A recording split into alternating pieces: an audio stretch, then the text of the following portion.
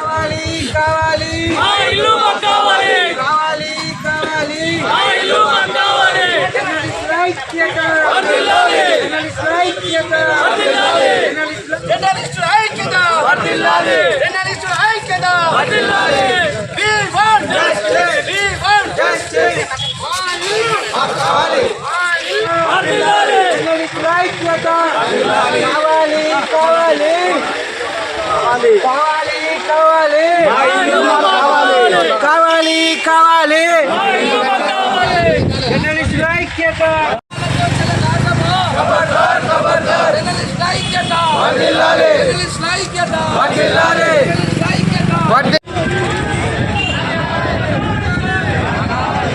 జర్నలిస్టుల ఐక్యత జర్నలిస్టుల ఐక్యత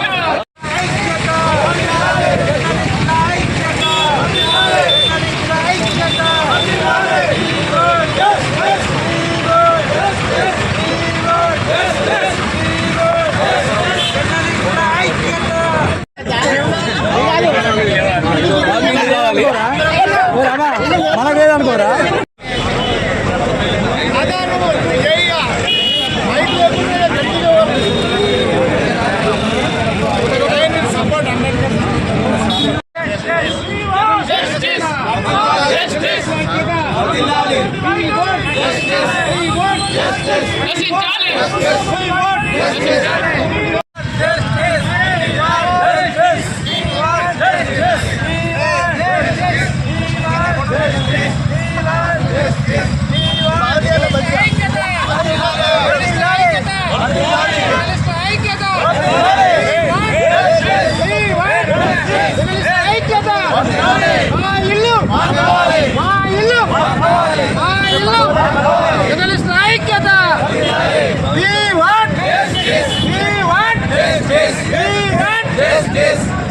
కళాలతో చెలగాటమా ఖబర్దార్ ఖబర్దార్ కళాలతో చెలగాటమా జర్నలిస్ట్ జర్నలిస్టుల ఐక్యత వర్ధిల్లాలి. జర్నలిస్టుల ఐక్యత వర్ధిల్లాలి. We want justice. We want justice. We want justice.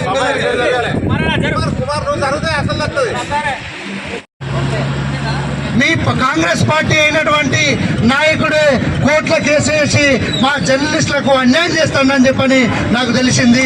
ఈ సందర్భంగా మీకు చెప్తున్నాను, జమ్ముకుంటనే కాకుండా కరీంనగర్ జిల్లానే కాకుండా రాష్ట్ర వ్యాప్తంగా ఉన్నటువంటి జర్నలిస్టులందరినీ కూడా ఏకం చేసి మీ దిమ్మ తిరిగేటట్టు మీ కాంగ్రెస్ ప్రభుత్వానికి సరైన బుద్ధి చెప్తామని చెప్పని ఈ సందర్భంగా మీకు డిమాండ్ చేస్తున్నాం.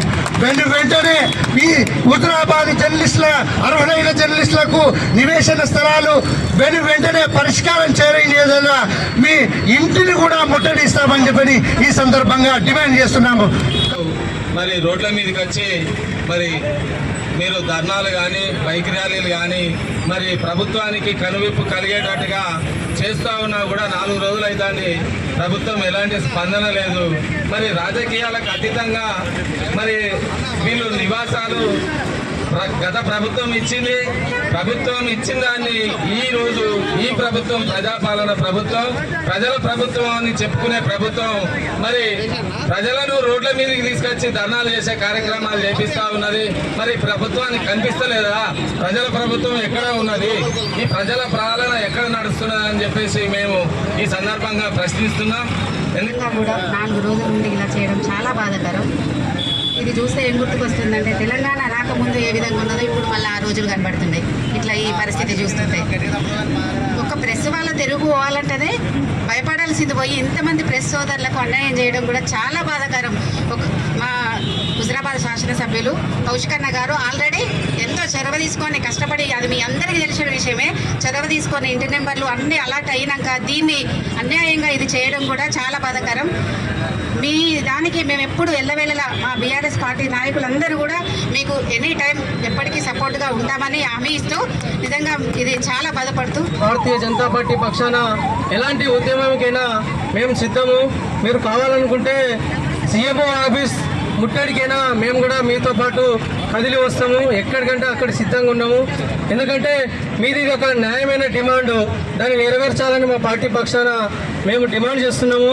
ఎందుకంటే మీరు జర్నలిస్టులు ఈరోజు ఈ ప్రభుత్వం అధికారంలో ఉన్నదంటే దాంట్లో మీది కూడా ఒక భాగమే అనేది ఈ యొక్క ప్రభుత్వం గుర్తు తెచ్చుకోవాలి. 4-5 రోజుల నుండి కూడా మిమ్మల్ని మీ దగ్గరకు వచ్చి కూడా మీ సమస్యను వింటలేదంటే మీ అవసరం మీ యొక్క కాంగ్రెస్ పార్టీకి లేదా అనేది మేము ప్రశ్నిస్తూ ఉన్నాము.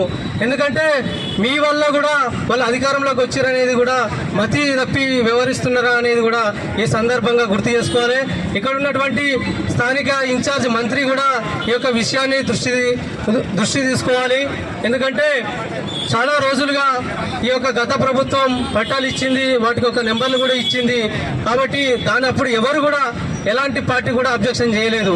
ఎందుకంటే మీది న్యాయమైన డిమాండ్ కాబట్టి మా తరఫున మా పార్టీ పక్షాన మేము పూర్తిగా మద్దతు తెలుపుతున్నాము. వాళ్ళకి ఇళ్ల స్థలాలు ఇస్తాం, వాళ్ళ పిల్లల్ని కూడా మంచి కార్పొరేట్ స్కూళ్ళలో చదివిస్తాయి. ఇవన్నీ కూడా అప్పుడు చెప్పినటువంటి దాంట్లో ఈ 6 గ్యారెంటీలు కాక 420 హామీలలో కూడా ఉంది. కాబట్టి దయచేసి ఇప్పటికైనా ఇక్కడ హుజరాబాద్లో ఉన్న ప్రెస్ మిత్రులు అందరూ కూడా వాళ్ళ న్యాయంగా వాళ్ళకి స్థలాలు కేటాయిస్తే వాళ్ళందరూ కూడా అప్పో చేసుకొని వాళ్ళు మరమ్మతులు చేసుకొని ఇప్పటికి కూడా వాటికి ఇంట్రెస్ట్ తెచ్చుకొని కట్టుకున్న వాళ్ళు. ఎందుకంటే ఇది పోతుందో ఉంటుందో దాని కొంత పిల్లర్లు లేపుకోనో గోడలు లేపుకోనో మన అనిపించుకోవాలని వాళ్ళు పాప అప్పులు తెచ్చుకొని చేసుకునేటువంటి సందర్భం నాకు తెలుసు. కాబట్టి వెంటనే వాళ్ళని సతాయించకుండా వాళ్ళకు ఇమ్మీడియట్ చేయాలి. పెద్దలు కౌన్సిల్ రెడ్డి గారు ఏ సమస్యనైనా పరిష్కరిస్తారు. ఈ సమస్య కూడా వారిని మేమందరం కూడా రిక్వెస్ట్ చేస్తే వారు ఏమన్నారంటే మీరు పోయి మద్దతు ఇవ్వండి మన పార్టీ తరఫుకెళ్ళి 100% మనము పీస్ఫుల్గా పోదాము, రాని రోజు నేనే ముందుండి ఉద్యమం నడిపిస్తా అని చెప్పి వారు మాటిచ్చారు. మీ అందరికీ చెప్పమన్నాడు. కాబట్టి ఇది ఒకవేళ మీకు ఓపుకున్నంతసేపు జైలు, ఇక ఓపిక పోయిన తర్వాత మేమే ఉంటాం, మీకు 100% మేమే ముందుండి మీకు నడిపిస్తామని చెప్పి ఈ సందర్భంగా మనవి చేస్తూ ఈ సందర్భంగా నా కృతజ్ఞతలు తెలియజేస్తున్నాను. రిపోర్టర్స్ కు సపోర్ట్ గా మేము సైతమని ఇంతమంది ఈ రోజు ఇక్కడ పాల్గొనడము, ఇక్కడ ఉన్నటువంటి ప్రజా ప్రతినిధులు, ప్రజా నాయకులు, అధికారులు ఈ సమస్య పైన దృష్టి పెట్టి సమస్యను పరిష్కరించుకోవాల్సినటువంటి అవసరం ఉందని కూడా ఈ సందర్భంగా తెలియజేస్తున్నాను. సమస్యగానే మిగలకుండా వారు ఎందుకొరకు పోరాడుతున్నారు, అందులో ఎంతవరకు న్యాయం ఉందనేది మరి జర్నలిస్టు ప్రతినిధులను, ఇక్కడ ఉన్నటువంటి ప్రజా ప్రతినిధులు, అధికారులు వారిని ఒకసారి చర్చలకు పిలిచి ఆ చర్చలు సఫలమయ్యే విధంగా ఈనాడు మరి ఇక్కడ ఉన్నటువంటి అధికారులు కావాలండి, ప్రజా నాయకులు కానండి, ప్రజా ప్రతినిధులు కానీ ఒక్కసారి ఆలోచించాల్సినటువంటి అవసరం ఉంది.